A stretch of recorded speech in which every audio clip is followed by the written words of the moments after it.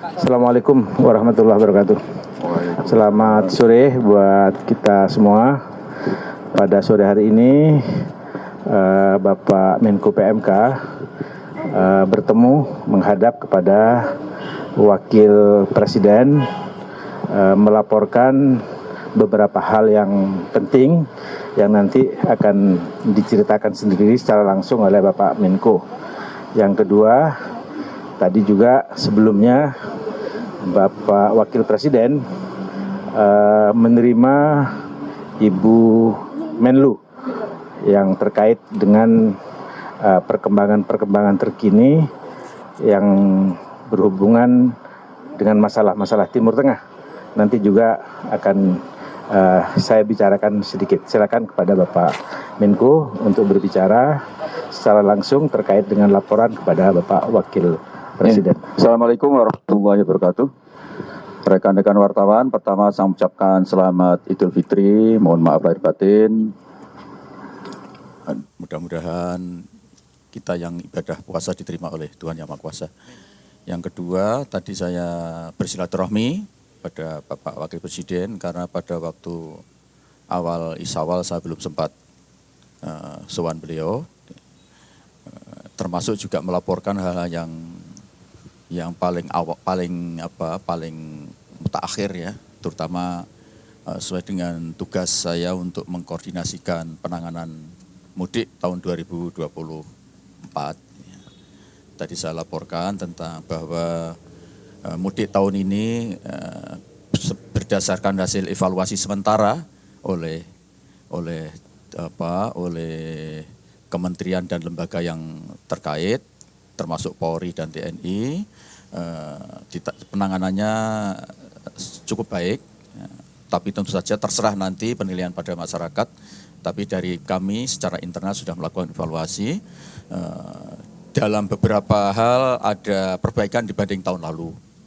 Misalnya jumlah kecelakaan mengalami penurunan, kemudian dari korban meninggal juga turun, korban cedera juga turun. Kemudian juga dari laporan dari Dirut Jasara Harja, santunan yang dikeluarkan dibanding tahun lalu juga mengalami penurunan sekitar 52%. Tentu ini suatu hal yang sangat baik, walaupun memang ada beberapa peristiwa yang sangat sebetulnya kita prihatinkan tidak perlu terjadi, yaitu terjadinya tabrakan di kontraflow kilometer 58 yang menyebabkan ada 12 orang dalam satu kendaraan yang meninggal dunia. Kemudian kejadian yang kedua adalah bis yang guling itu di daerah Batang, Jawa Tengah. Ya. Dan itu saja yang peristiwa yang cukup menonjol. Untuk yang lain, kejadian-kejadian yang lain sangat biasa saja, artinya tidak ada yang istimewa. Kemudian saya juga memohon dukungan beliau untuk segera merealisasi kilometer 97 untuk arah Jakarta Merak, yang tahun depan kalau itu bisa sudah jadi, itu bisa dijadikan buffer zone untuk kendaraan-kendaraan yang akan berangkat menyeberang dari Pelabuhan Merak itu sebelum menuju ke pelabuhan sudah di screening di situ. Mulai dicek tiketnya sudah punya atau belum, apakah juga harus berangkat hari itu atau kelewat atau sebelum waktunya berangkat. Kemudian juga akan di situ akan kita tetapkan bagi siapa saja yang harus berangkat duluan dan siapa yang belakangan. Sekarang ini belum ada buffer zone sehingga kita saksikan terjadi penumpukan kendaraan di tol, termasuk di area parkir Merak yang sangat terbatas itu.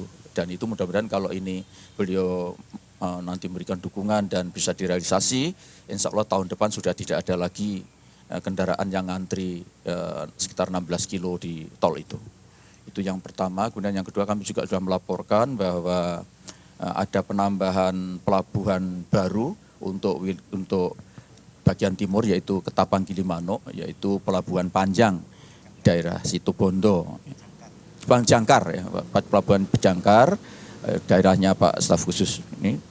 yang nanti bisa digunakan untuk pelabuhan alternatif selain Ketapang, terutama untuk mereka yang nanti akan berlayar menuju ke NTB yaitu Lombok dan Sumbawa, itu tidak perlu lagi menyeberang ke Gilimanuk, nanti menyeberang lagi ke Lombok dan nyebrang lagi ke Sumbawa, jadi bisa langsung. Gitu. Di samping itu juga ada beberapa pulau di sekitar Madura, termasuk Madura nanti bisa diakses langsung dari Pelabuhan Jangkar itu. Itu saya kira beberapa poin yang tadi saya laporkan. Secara umum, alhamdulillah berkat dukungan rekan-rekan wartawan, feedback yang diberikan kepada kami sebagai penyelenggara penanganan mudik 2024 ini, sehingga kita bisa segera membuat kebijakan-kebijakan penyesuaian atau policy adjustment ketika ada masalah. Demikian Pak Staf Khusus, terima kasih. Oke. Saya kira cukup ya? Cukup. Silakan. Terkait kontraflow, apakah juga akan ada evaluasi? Karena kan kenyataannya bisa menyebabkan kecelakaan seperti kemarin yang ternyata parah gitu ya Pak. Terus juga satu lagi soal mudik bersama dan sepeda motor, kan tahun ini meskipun untungnya kecelakaannya mungkin lebih sedikit, tapi kan sepeda motor sangat banyak yang digunakan untuk mudik, padahal kan itu sangat riskan gitu ya Pak. Nah, ke depan akan seperti apa kebijakannya? Apakah akan mendorong mudik bersama lebih banyak atau seperti apa? Makasih Pak. Betul, untuk kontraflow kan sudah hasil evaluasi terus langsung ditindaklanjuti. Sekarang kan barriernya semakin diperapat ya, semulanya 13 meter barrier itu sekarang diperapat menjadi sekitar 8 meter. Kemudian nanti akan kita bangun semacam penangkis kalau nanti ada kendaraan yang tadi itu bergeser ke jalur yang berlawanan, itu nanti ada beberapa pembatas. Kemudian kita juga siapkan safety car ya. Jadi di tiap titik itu akan kita siapkan safety car, sehingga kalau nanti terjadi hal-hal yang tidak kita inginkan di kontraflow itu bisa segera diatasi, termasuk pemadam kebakaran. Saya kemarin damkar sudah disiapkan di semua titik, minta dukungan dari pemerintah daerah untuk kita siapkan.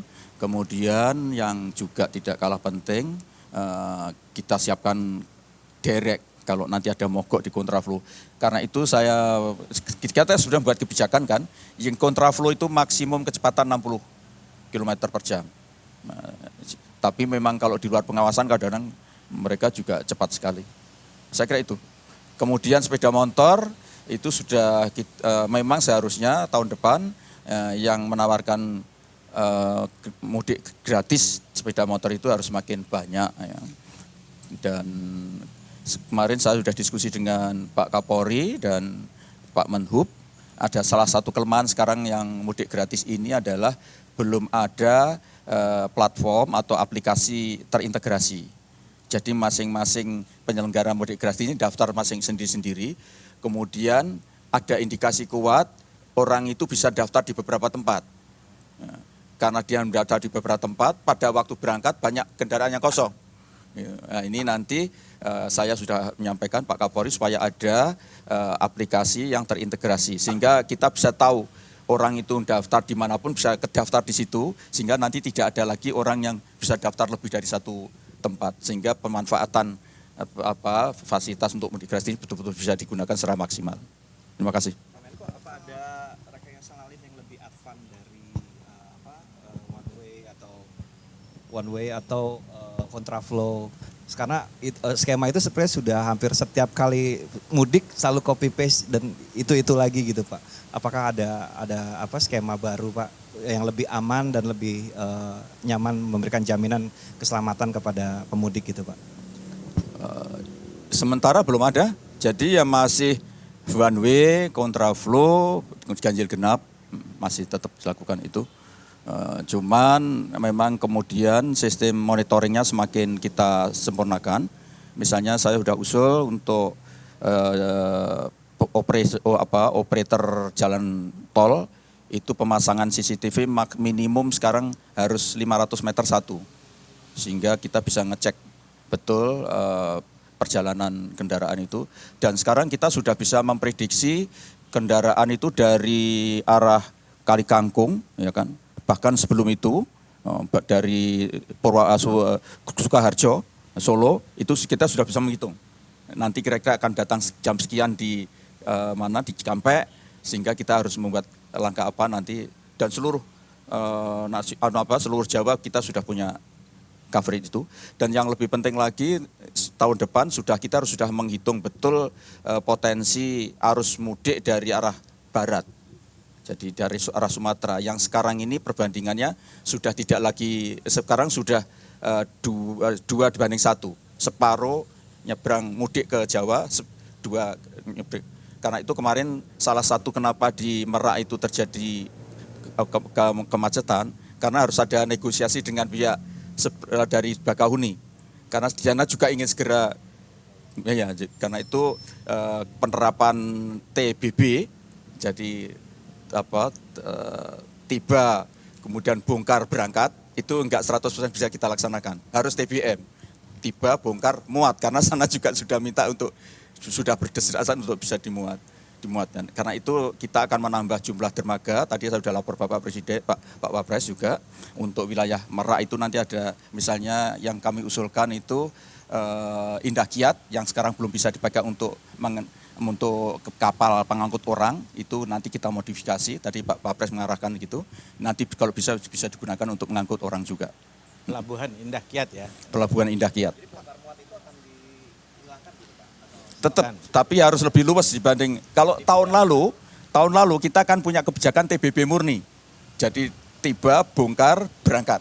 Sekarang udah nggak bisa, jadi sekarang harus ada kompromi. Kemarin Pak Kapolda Lampung selalu komplain dengan Kapolda Banten karena banyak sekali mereka yang mau mudik dari arah Sumatera ke Jawa nggak terangkut karena TBB itu. Makasih Pak. Oke.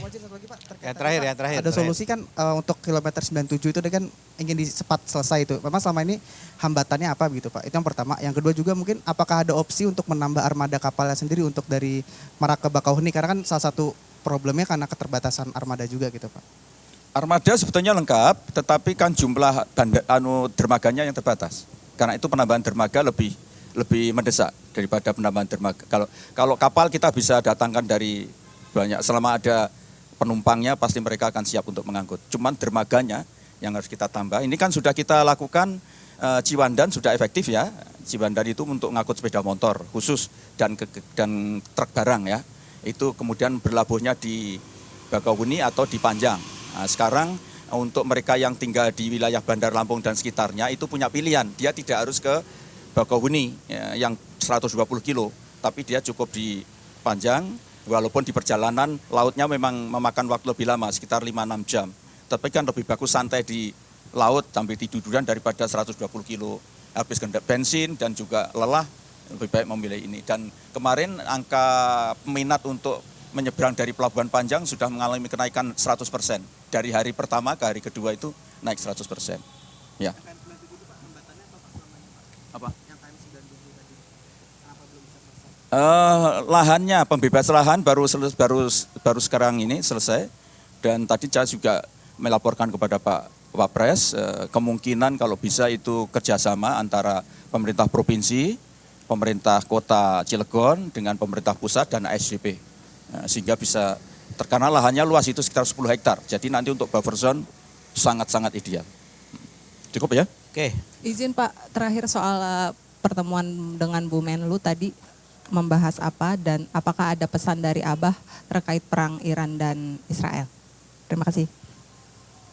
Ya, jadi pertemuan tadi juga sama seperti Pak Menko.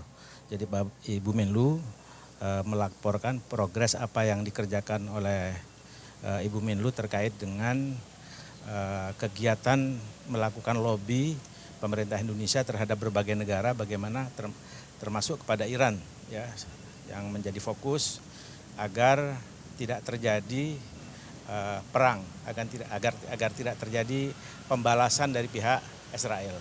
Jadi itu saya kira dilakukan cukup intensif dan sampai sekarang juga masih terus dilakukan oleh Menteri Luar Negeri.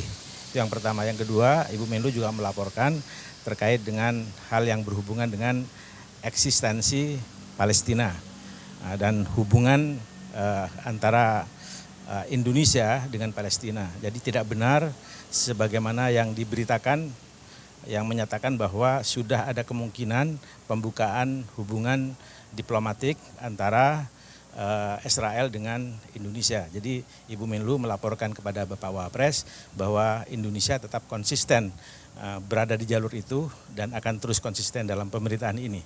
Dan itu didukung sepenuhnya oleh Bapak Wakil Presiden untuk terus konsisten bahwa two state solution itu adalah final, tidak akan berubah.